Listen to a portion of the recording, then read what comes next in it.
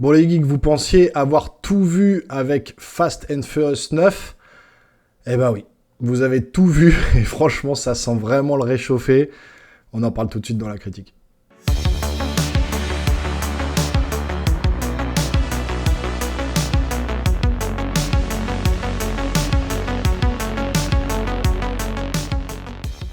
Bon alors pour commencer, je suis allé le voir dans une salle Dolby Cinema, donc avec le son Atmos, machin, 3D total, 4K laser, etc. Donc super bonne expérience de film. Par contre, j'ai été étonné, on était franchement une dizaine dans la salle qui compte beaucoup de sièges. Alors est-ce que c'est le phénomène, Fast and Furious qui commence à lasser les gens, ou est-ce que c'est le week-end avec le pont qui fait que les gens sont partis et du coup il y avait très peu de personnes? Enfin, je pense qu'il y a un peu des deux. Moi, je suis pas un grand fan de la série Fast and Furious. Alors, on va dire que jusqu'au 7, allez, pour pousser vraiment le bouchon très loin jusqu'à la mort de Paul Walker et puis l'hommage qu'ils ont fait avec lui, je trouvais ça assez intéressant. Les musiques, les cascades et tout, c'était pas mal fait. Je trouvais qu'ils avaient été déjà au bout du truc. Et puis vient par la suite Fast and Furious 8, Fast and Furious 9, avec le passage où ils vont dans l'espace, je sais plus si c'est le 8 ou le 9, enfin bon. Et là, je me suis dit, là, c'est too much, ça va trop loin. Et je m'étais dit dans ma tête, mais là, qu'est-ce qu'il va faire dans le prochain? En voyant ce qu'il a fait dans le 8, dans le 9, le sous-marin, ils partent dans l'espace, j'ai dit, c'est pas possible, il peut pas faire mieux. Enfin, il peut pas faire mieux, c'est même pas mieux, parce que c'est pas non plus des chefs-d'œuvre, hein. Il peut pas faire plus. Et ben, effectivement, non. Il en fait pas plus. Donc on va parler de ce film-là. Dans un premier temps, je vais pas vous spoiler. Après, il y aura une partie spoiler, je vous avais retiré, parce qu'il y a 2-3 trucs à parler avec vous. Si vous êtes fan de la licence, vous allez sûrement être étonné du choix de certaines choses. Et donc voilà, donc je vous avais retiré, ne vous inquiétez pas, il y aura une alerte. Donc là, on va partir sur la partie non-spoiler. Et donc, comme je vous ai dit, c'est pas un film que j'attendais. Voilà, Fast 10, c'est vraiment du réchauffé. Vin Diesel reprend son rôle emblématique avec tous les acteurs qu'on a déjà vus jusque-là, sauf certains qui n'ont pas voulu revenir dans le film, mais on en reparlera un peu dans la partie spoiler. Et donc, voilà, Vin Diesel se retrouve... Alors, le film démarre, c'est pas vraiment un spoiler, démarre sur un ancien film. Il fait souvent ça dans ses films, en fait, pour trouver le gros méchant, parce que clairement, les Fast and Furious, c'est pas compliqué, c'est... Vin Diesel, sa famille, donc ses amis, machin, là, il appelle ça sa famille. Enfin, il les appelle sa famille. Donc, il y a ce moment-là où tout le monde veut tuer Dominic Toretto parce que, voilà, c'est la personne à abattre dans le film. Et à chaque fois, il va trouver, par le biais de ses anciens films, un truc lambda, on va dire, je vais vous faire un petit exemple. En gros, il a dégommé une voiture dans Fast and Furious 4, je vous dis n'importe quoi, hein, pour pas vous spoiler. Il a dégommé une voiture dans Fast and Furious 4 qui apparaissait à l'écran comme un ennemi banal. Mais non, il va faire en sorte là que dans la voiture, il y avait le gros méchant qui a été tué, et du coup, son fils veut se venger de...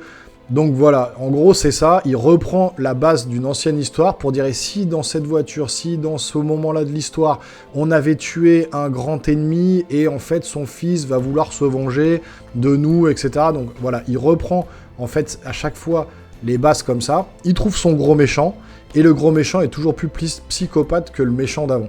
Donc voilà, on est vraiment sur le côté les méchants contre les gentils. Avant, on avait un peu une histoire sur Fast and Furious où voilà, c'était des voleurs, ils avaient accomplissé des missions un peu à la mission impossible, où ils devaient généralement à chaque fois trouver le moyen de voler tel objet ou tel objet pour la CIA ou pour quelqu'un d'autre. Et puis ça partait un peu en cacahuète, et puis il arrivait toujours à s'en sortir. Mais là, non, là on est vraiment sur les derniers films, sur le mode on va se venger de Dominic Toretto, tout le monde veut se venger de lui, et donc là c'est ça, Jason Momoa arrive en grand méchant, psychotique, psychopathe. Alors, est-ce qu'il joue bien son rôle? Oui et non, il en fait vraiment trop. Il joue le sociopathe. À un moment, il va parler avec des cadavres qu'il aura maquillés, qu'il aura mis des scotch sur les visages. Enfin, voilà, il est vraiment en mode complètement psycho, mais ça lui va pas trop, je trouve, Jason Momoa. On le voit plus dans le mode Aquaman, super-héros, un peu gentil. Là, le fait qu'il joue le méchant complètement barjot, bon, parfois ça passe, et parfois il en fait trop. Donc bon, on va dire que dans l'ensemble, ça passe plutôt pas trop mal.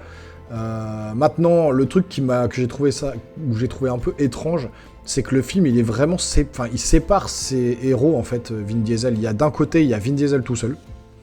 De l'autre, il va y avoir Michelle Rodriguez toute seule, avec Cypher. Avec donc l'actrice qui joue Cypher, c'est la top modèle, là, Charlize Theron. Et puis à côté, il va y avoir l'autre équipe, là, Roman, l'autre Black, je sais plus comment il s'appelle, les gonzesses, etc.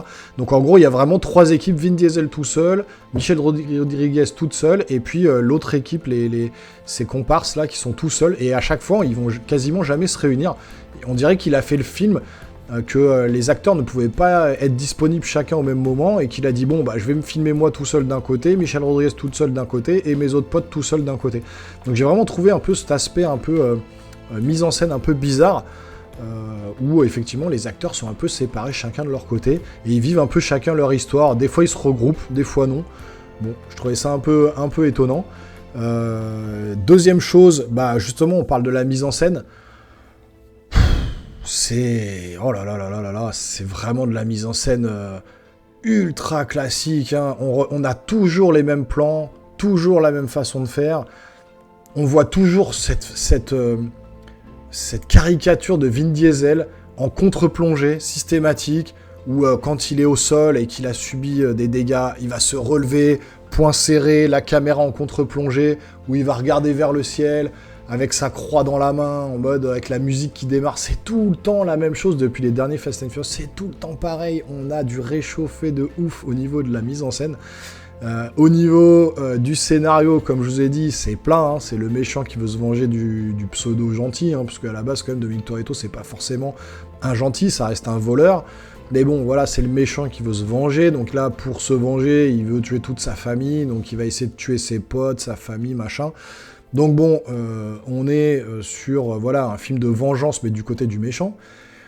Les effets spéciaux, c'est franchement un peu catastrophique. Clairement, il y a très peu de practical, il y a quelques courses en bagnole qui sont filmées assez classiquement avec des cascadeurs qui font bien leur job, mais la plupart du temps, c'est des effets spéciaux. Et les véhicules sont mal modélisés, c'est mal fait, on voit que c'est saccadé, ils n'arrivent pas à modéliser les véhicules en images de synthèse. Et puis au niveau des courses-poursuites, je vous invite à aller voir 6 Feet Underground sur Netflix. J'ai rarement vu une course-poursuite de bagnole aussi puissante que dans 6 Feet Underground. Et là, Fast and Furious commence à s'essouffler clairement dans les courses de bagnole. Ça devient du grand n'importe quoi, mais... Voilà, les voitures sont indestructibles. Alors, je sais que quand on va voir ce genre de film, on se dit, non, bon, on sait ce qu'on va voir du Fast and Furious. Ça devient plus du film fantastique maintenant, en science-fiction, que du film qui peut être réel. Donc, je me suis bien mis ça dans la tête, je suis conscient de tout ça. Mais là, c'est abusé, quoi. Il prend des... Il tape dans des tourelles, il tape un mur, la voiture, elle est limite explosée. Et scène d'après, il remet la première, il repart, les roues sont pas pétées, enfin, il n'y a rien du tout, la voiture, elle continue à rouler. Enfin, c'est vraiment trop, là, pour le coup, c'est complètement invraisemblable. Alors, si on fait abstraction de tout ça, on se dit, bon, ok, c'est invraisemblable, c'est du Fast and Furious, ok, pourquoi pas. Mais on est parti dans, carrément, comme je vous dis, presque un film de science-fiction, on a des espèces de machines qui vous soignent dans une espèce de base secrète au fin fond de l'Antarctique. Vous êtes blessé et il y a une machine qui vient vous cautériser, vous soigner toute seule, comme dans un film de science-fiction, comme dans un Marvel, comme dans un Alien. Donc là, vraiment, il y a le mélange des genres, ça va trop loin. On est plus sur du film de science-fiction que du film de course de bagnole, d'action pure et dure. Ça prend une proportion vraiment où ça part trop loin. Et je vous dis, entre la bouillie de pixels, les courses-poursuites qui sont pas top, franchement, par rapport au reste, et qui ne va pas plus loin, finalement, on se dit toujours, il va aller plus loin dans ses films. Bah non, là, il va même moins loin que dans les autres films. Et du coup, je pense qu'il avait vraiment été au bout avec le 8, le 9, et que là, il sait plus quoi faire. Et donc, du coup, ça sent vraiment le réchauffer puissance 10, quoi. Donc, allez voir ça au cinéma, je ne sais pas. Peut-être attendez-le en Blu-ray ou autre, j'en ai aucune idée, mais clairement, c'est pas le film qui va vous redonner envie de revoir des Fast and Furious. parce que, voilà, vous aurez tout vu. J'avais l'impression de revoir les autres films, vraiment, j'avais l'impression de revoir le 8, le 9, moi je me suis ennuyé, vraiment, j'étais là, bon ok, ça j'ai déjà vu, ça c'est déjà vu dans le film, on a déjà vu ces genres de scènes-là, donc vraiment, voilà, Vin Diesel, je pense qu'il est allé au bout du truc, et pour vous parler un petit peu plus de la suite, on va rentrer en partie spoiler, parce que, voilà, il y a beaucoup de choses à dire en partie spoiler, et donc, on va partir sur cette partie-là de la vidéo, donc je spoil, je vous mets un petit warning, et on démarre le spoiler, c'est parti.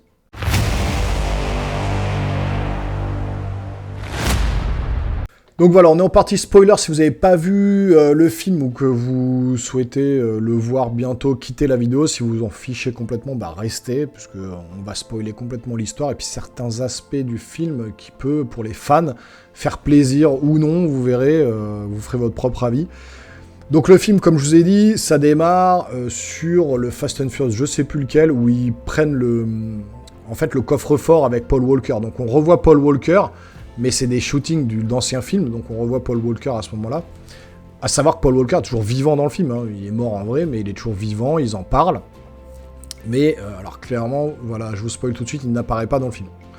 À aucun moment il apparaît, sa femme apparaît, le frère de Dominic Toretto, donc John Cena, apparaît, mais alors Paul Walker n'apparaît jamais, hein. Enfin, l'acteur qui devrait...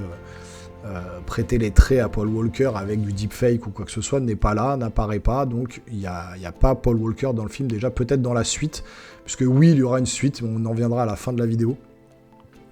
Et donc, l'ennemi c'est Jason Momoa, et en fait, effectivement, c'est pendant qu'ils enlevaient en fait le gros coffre-fort sur la route, ils percutent une bagnole avec le coffre-fort. Dans la voiture, il y a le parrain de la pègre, un mec de 60-70 balais, là, 60 ans, qui est le grand méchant du film à ce moment-là, mais qui apparaît que à ce moment-là dans le film Fast and Furious 10, on le voyait pas forcément dans ce Fast and Furious à l'époque où il reprend les images, et en fait c'est le fils Jason Momoa qui va vouloir se venger de son père face à Dominic Toretto et qui va mettre 10 ans à se venger parce qu'il va monter un plan machiavélique pour tuer en fait toute la famille de Dominic Toretto, c'est-à-dire voilà, sa sœur, son fils, sa femme, voilà, il veut détruire tout ce qu'il y a autour de Dominic Toretto, toute la vie de Dominic Toretto.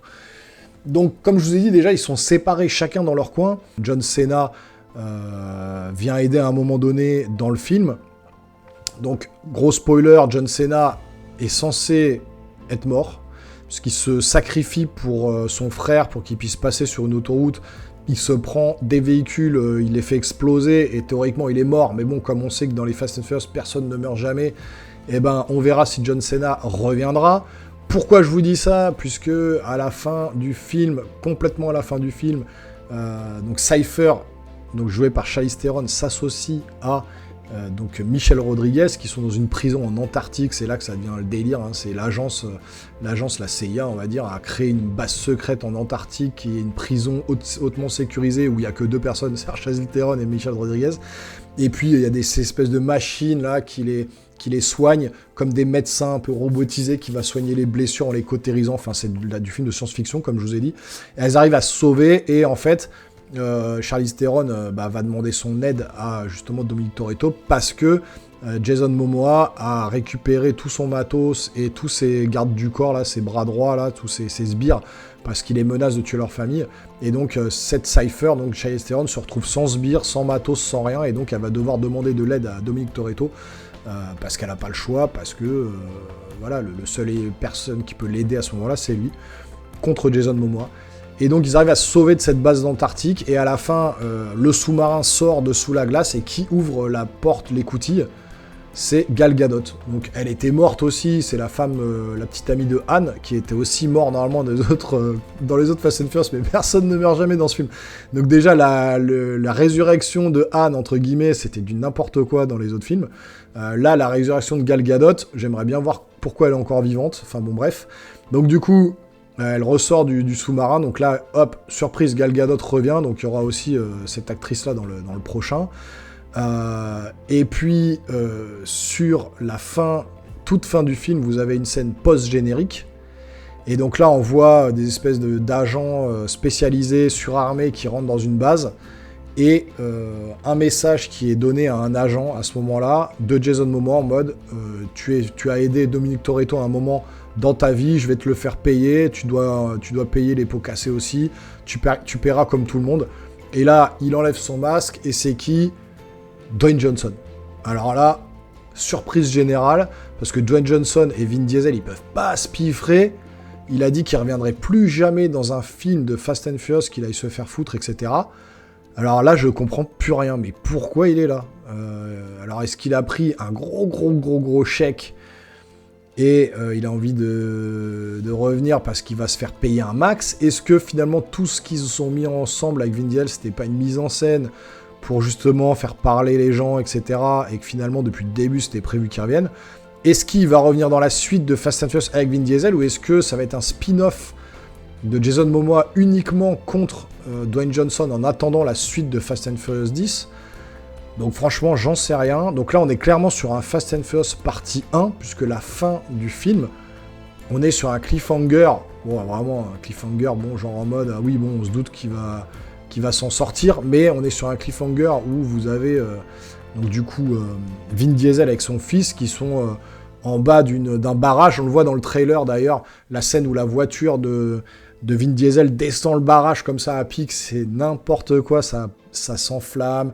La voiture, elle tombe dans l'eau, ça percute tout. La voiture, elle est indestructible. Enfin bon, bref. Et il sort de la voiture avec son fils. Et là, Jason Momoa fait péter le barrage. Et ça s'arrête comme ça. Donc le film s'arrête à ce moment-là. Donc clairement, on est sur le mode cliffhanger, fin de partie 1. Attendez la partie 2. Donc avec Dwayne Johnson, Gal Gadot, avec tous les autres. En sachant aussi que dans un avion, il y avait justement tous ses potes là, de sa famille, qui était là pour venir l'aider, et vraisemblablement l'avion a explosé, mais bon, on voit pas les corps, hein, donc tant qu'on voit pas les corps, ils sont pas morts, donc je pense que personne finalement n'est mort dans ce film, et qu'ils vont tous revenir, hein. S'il fait revenir Gal Gadot et les autres, bah, je pense que tous ceux qui sont soi-disant morts dans le film, eh ben, ils seront vivants, quoi, c'est sûr. Donc voilà, donc la partie spoiler, c'est ça, vous avez vraiment tout le monde qui revient. Est-ce qu'on aura Paul Walker? Il n'y a aucune allusion à Paul Walker sur sa présence, notamment dans la suite du film. Je pense qu'il va être là, à mon avis, dans le dernier film. Alors, il a annoncé qu'il voulait peut-être faire un Fast 12, on va dire. Il y a Fast 10 partie 1, Fast 10 partie 2. Il voulait faire peut-être encore un Fast 11. Donc là, faut qu'il arrête. Là, faut qu'il arrête. Il a fait le tour. Vin Diesel a vraiment fait le tour. C'est du réchauffé de ouf. Il n'y a rien de nouveau. Tout a déjà été vu dans les autres films. Les effets spéciaux sont bof. La première partie du film pouvait être intéressante, mais ils sont à Rome avec une espèce de boule qui descend, explosive, une espèce de bombe. Et je sais pas si vous avez été à Rome, hein, mais pendant 20 minutes, la boule, elle dévale Rome jusqu'au Vatican. On a l'impression que la ville, elle est comme ça, quoi. Elle fait que de descendre, mais c'est n'importe quoi. La boule s'arrête jamais. La boule ne s'arrête jamais. Elle percute des voitures, des camions, des trucs, mais elle ne s'arrête jamais.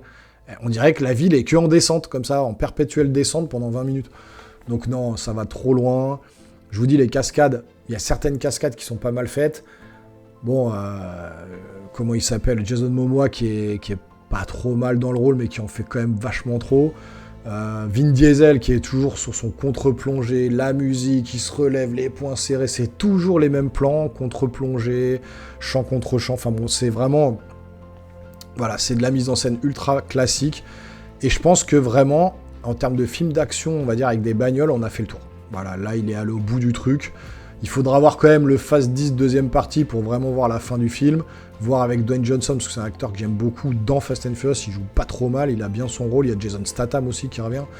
Donc voilà, il y a vraiment tout le monde dans le film. Je pense qu'il va ramener tout le monde avec Paul Walker, avec tout. Donc là, à la fin, ça va être un déluge d'acteurs en tout genre qui vont finir en apothéose. Donc voilà, on va quand même aller voir le dernier film pour voir ce que ça donnera au final. Si vous êtes fan de la franchise Fast and Furious, bah, vous allez kiffer parce que c'est le prolongement. Voilà, vous allez revoir les scènes d'action, les cascades, les bagnoles, les meufs à poil. Vous allez avoir tout, hein, des bastons, des trucs. Alors en sachant que pareil, le film est toujours monté de la même manière, c'est-à-dire course de bagnole, moment dramatique avec Vin Diesel qui se relève, gunfight ou combat mano à mano, course de bagnole, moment dramatique, Vin Diesel qui se relève, flingue, mano à mano. C'est toujours construit de la même manière tout le long du film. Tout le long du film, c'est comme ça. Donc voilà, bon, ouais, on va arrêter là. Si jamais vous êtes fan de la franchise, allez voir ce film. Sinon, si vous êtes comme moi, que vous vous êtes arrêté au 6-7, bah, passez votre chemin, attendez-le en streaming, en Blu-ray, en ce que vous voulez. Voilà, on arrive sur la fin de la vidéo. Merci de l'avoir regardée. Si elle vous a plu, n'hésitez pas à vous abonner, à lâcher un pouce, ça c'est super important, et activer la petite cloche pour ne rien manquer des futures vidéos à venir. Il y en a plein dans le catalogue et il y en aura d'autres à venir. On se revoit sur une prochaine vidéo. À très bientôt sur la chaîne Les Geeks. Portez-vous bien. Ciao, ciao.